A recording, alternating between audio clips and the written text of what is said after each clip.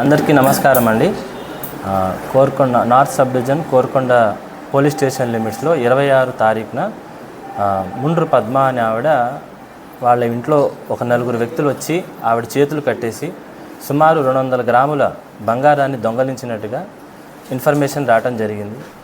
27 తారీఖు పొద్దున మా హోంగార్డ్ రామణ దొర, కానిస్టేబుల్ హరీష్ అనే ఇద్దరు వ్యక్తులు పూలు కోసుకోవడానికి జనరల్గా డిఎస్పీ గారి ఆఫీస్లో పనిచేస్తూ ఉంటారు. పూలు కోయడానికని వచ్చి ఈ ముండ్రు పద్మ గారు ఉన్నారా లేదా అని ఆవిడ అరుపులు విని లోపలికి వెళ్ళి ఆవిడ చేతికి కట్టిన కట్లు కట్ చేసి ఇమీడియట్గా సబ్ ఇన్స్పెక్టర్ అయిన ఎస్ఐ గారికి, సిఐ గారికి, డిఎస్పీకి ఇన్ఫర్మేషన్ రాగానే ఇమీడియట్గా సీన్ విజిట్ చేయడం జరిగింది.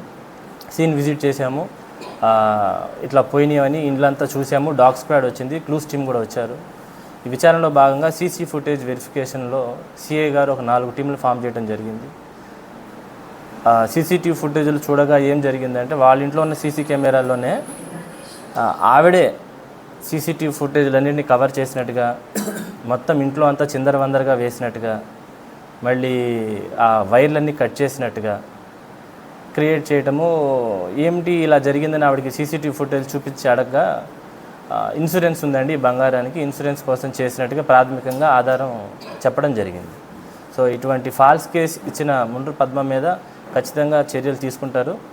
అండ్ ఈ కేసుని చాలా చాకచక్యంగా చేసిన సిఐ కోరుకొండని అండ్ వాళ్ళ టీంని అభినందిస్తూ ఎస్పీ గారు కూడా రివార్డ్ ప్రకటించడం జరిగింది. అండ్ ముందు కూడా ఎవరు ఇలాంటి తప్పుడు కేసులు పెట్టకుండా వాళ్ళ మీద ఎవరైతే ఇప్పుడు కంప్లైంట్ ఉన్నారో ముండ్రు పద్మ మీద ఖచ్చితంగా క్రమశిక్షణ చర్యలు తీసుకుంటాము. కోర్టు ఆదేశాల మేరకు ఆవిడ మీద శిక్షలు ఎటువంటి చర్యలు తీసుకోవాలనేది పై అధికారులకు చెప్పి కోర్టు డైరెక్షన్ ప్రకారం ఆవిడ మీద యాక్షన్ తీసుకుంటాం.